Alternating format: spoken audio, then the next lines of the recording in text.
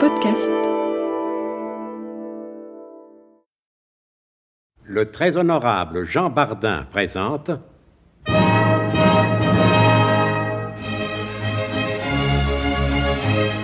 Bon baiser de partout. Une émission secrète de...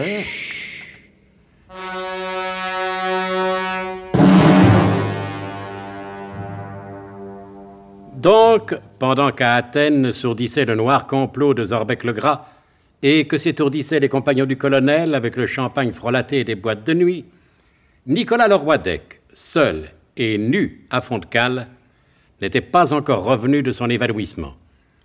Wilhelm Fermtag avait tapé très fort. Nicolas Leroidec, évanoui, rêvait. Ah, Mémène, enfin, je te retrouve. Ah, tu ne peux pas savoir comme je suis heureux de te retrouver. Ah, ça fait du bien de rentrer chez soi après toutes ces aventures. Oui, mon grand, mais oui, mon tout petit. Car pour avoir eu des aventures, j'en ai eu des aventures. Qu'est-ce que tu dis? Tu oses me dire ça à moi qui suis jalouse comme une tigresse? Tu oses me parler de tes aventures? Je ne sais pas ce qui m'empêche de t'arracher les yeux. Mais non, Mémène, mais non. Quand je parlais d'aventures, je ne parlais pas de bonnes femmes. Des bonnes femmes aussi, j'en ai eu, mais ça ne te regarde pas. Ça ne me regarde pas. Je causais de l'aventure avec un grand tas, comme dans Hardy les gars. Tu aurais pu m'envoyer des cartes postales. Pas le temps, Mémène, pas le temps. Quand on écrit l'histoire, on n'a pas le temps d'écrire des cartes postales. Il faut choisir dans la vie. Je suis fière de toi, mon briquet. Mon biquet, je veux dire. Tu peux. Ce que j'ai fait là, peu d'hommes sont capables de le faire. Tiens, même ton James Bond, j'aurais voulu le voir à Venise. C'est comment, Venise? C'est vraiment beau? Ça change d'ouille. Ouais, tu me disais tout à l'heure que tu étais content de retrouver chez nous. Ah oui, chez nous, avenue du Général Motor, à Houille. J'aime bien Houille aussi. C'est plaisant, Houille. Mais Venise, c'est différent. Que veux-tu, c'est différent. Partout dans le monde, on entend parler de Venise et de ses gondoles. Les gondoles d'Houille, ça serait ridicule. Je me demande maintenant si je serais digne de toi. Voyons, Mémène, allons, tu plaisantes. Si, je t'assure. Mais... Tu veux répondre, s'il te plaît? Allô? Oui? C'est ici? Attendez, je vais voir s'il est là. Qui est-ce? C'est Brigitte Bardot. Attention, est-ce que tu vas lui répondre? Je prends l'écouteur. Brigitte Bardot? Hein? Ah ben, ce n'est pas un encumier qui aurait téléphoné. C'est extraordinaire. Tout à fait extraordinaire. D'autant plus extraordinaire que nous n'avons pas le téléphone.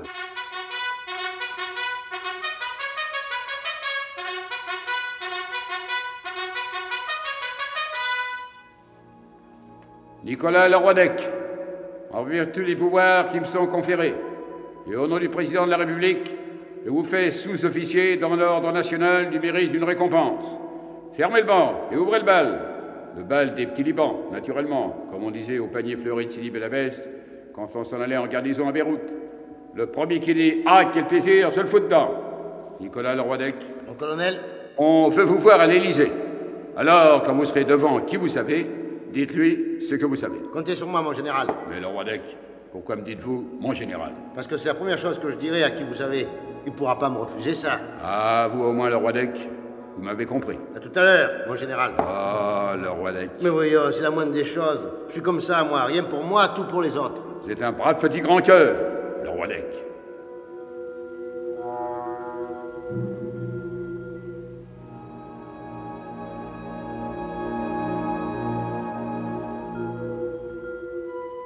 Monsieur Nicolas Leroidec, nous vous attendons à la télévision. Nous allons vous consacrer toute une série d'émissions. Je ne peux pas montrer mon visage comme ça. Après tout, il est fort possible que parmi les 20 millions de téléspectateurs, il se soit glissé quelques ennemis de la France. Mais monsieur Leroidec... N'insistez pas. Monsieur Leroidec, vous êtes l'homme le plus célèbre de France. Monsieur, le métier d'agent secret réclame tout de même une certaine discrétion. Vous ne pouvez pas décevoir notre public. Nous avons prévu l'Eurovision. Antoine viendra chanter ses élucubrations. Tiens, il existe encore celui-là? Vous croyez qu'il avait épousé Yvette Horner? Jamais la France n'a connu un agent de renseignement aussi célèbre que vous. Il faut remonter au moins à Marthe Richard pour rencontrer un tel engouement. Avec qui me comparez-vous? Marthe Richard, monsieur Leroidec. Ah, c'est pas bête. Vous me donnez une idée. Une très bonne idée. Elle les a fait fermer. Moi, je vais les faire ouvrir. Ça fera plaisir au colonel.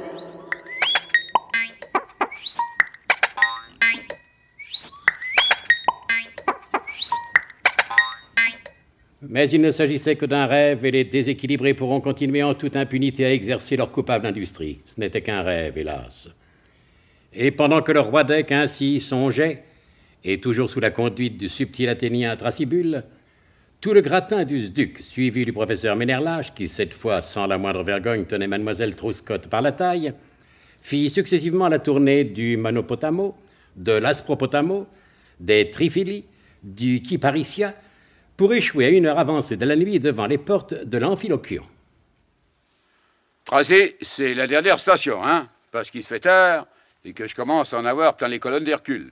N'oubliez pas ce que nous avons à faire de bonne heure. Ah, d'accord, mon colonel, d'accord, je ne l'oubliais pas, mais il n'était pas pensable de terminer la virée athénienne sans faire un tour à l'Amphilochion. D'accord, mais enfin, qu'est-ce qu'il a donc de particulier, l'Amphilochion? Vous verrez, mon colonel, c'est, comment dire, un peu spécial. Ah, bah tant mieux, parce que les autres, hein, pas mal, d'accord. Mais il n'y a tout de même pas de quoi se relever la nuit pour voir si un cosmonaute n'est pas en train de se paumer dans le cosmos en cherchant à repérer la nouvelle lune. Entrez, mon colonel. Je suis sûr que vous ne serez pas déçu. Tiens, d'ailleurs, voilà le chasseur. Ouh, mais par le divin reflet de Narcisse et la Thrasybule. Comment ça va, ma pauvre bonne femme? Alors on vient se distraire? Eh oui, je suis avec des amis. Mais entrez donc, messieurs, entrez, on n'attendait plus que vous. Ah, voilà le maître de séance, si j'ose m'exprimer ainsi. Eh ben, il a l'air gratiné, celui-là. Comment s'appelle-t-il? Coridon Pédalos, mon colonel. Eh ouais. Monsieur Pédalos, je vous présente des amis. Oh, mais par la chevelure du divin sexe à Pylos, je suis toute folle, tendue de l'honneur que vous me faites, vraiment. Je suis toute folle, mais je suis toute désolée, vraiment tout à fait contrite. Il y a parmi vous une personne que le règlement de la maison ne m'autorise pas à accueillir, malgré mon vif désir de vous être agréable. Non, mais ça va pas? Qu'est-ce que ça signifie? Non, ne vous fâchez pas, mon colonel, c'est de mademoiselle Trouscotte qu'il s'agit. Non, laissez-moi faire, je vais arranger ça. Et comprends, c'est tout. Oh, c'est pareil, c'est une satouille. C'est une satouille. Bon, ah, d'accord. Alors dans ce cas, je veux bien faire une exception. On va vous installer dans un coin discret, hein, par ici, s'il vous plaît. Bon, allons-y, allez, venez. Quelle curieuse maison, Tracé, qu'est-ce que c'est que ces deux jeunes femmes barbues et moustachus qui dansent le sirtaki? Ah, ben ce sont les adeptes de la confrérie, mademoiselle. Mais quelle confrérie? La confrérie des Chlamydabascules. Non, ça remonte à la plus haute antiquité. Voilà, mon colonel, à Pointe-à-Pitre, il y a aussi un cabaret dans le genre de celui-ci, même qu'il est au 24 de la rue du Grand Boisquet. Il s'appelle La Banane Fleurie. Il est juste à côté d'un magasin de retournement de costumes. À l'enseigne, l'envers volandois. Et même qu'un jour... Oui, ça va. Merci. Merci, adjudant Tifris, de vos précieux renseignements. Si quelques jours une mission m'entraînait dans votre bonne ville natale, je saurais où je ne dois pas aller. Mais professeur, je vous en supplie, ne me serrez pas comme ça. Ici, ça risque d'être mal interprété. Le premier qui s'avise de me faire une réflexion, je lui balance une de ces formules dans sa table de logarithme dont il... Oh, vous avez tort, professeur, il prendrait ça pour une gâterie. Oui, vous avez raison, colonel. Mais colonel, vous ne pensez pas que les plaisanteries les moins longues sont les plus courtes? Oh, tout à fait d'accord, professeur. Allez là-dedans, la séance est levée. Oh, vous m'avez appelé, mon joli. Non, mais qu'est-ce qui vous prend, vous? Ben, n'est-ce pas mon nom, c'est Polyphène Jaquetos. Mais mon surnom, c'est Julie la séance. Alors, comme vous venez de dire, la séance est levée, j'ai pensé... Ouais, ça va aller vous faire...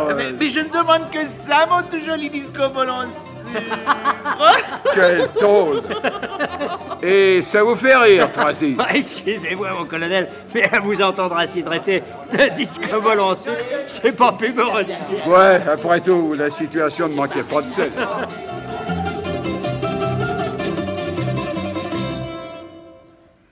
Ni le révérend père Podmurge, ni les frères Raphaël... Mais qu'est-ce qui m'arrive, moi, au fait? Non, ni le révérend père Podmurge, ni les frères Raphaël et Jules Fauderche n'ont donné de leurs nouvelles. Et pourtant, comme le colonel de Guerlas semble insouciant, cette insouciance est-elle feinte ou réelle? Vous avez une chance de l'apprendre en ne manquant pas l'écoute des prochains épisodes de notre grand feuilleton grec d'espionnage, Bon baiser de partout. C'était Bon baiser de partout. Une émission secrète de...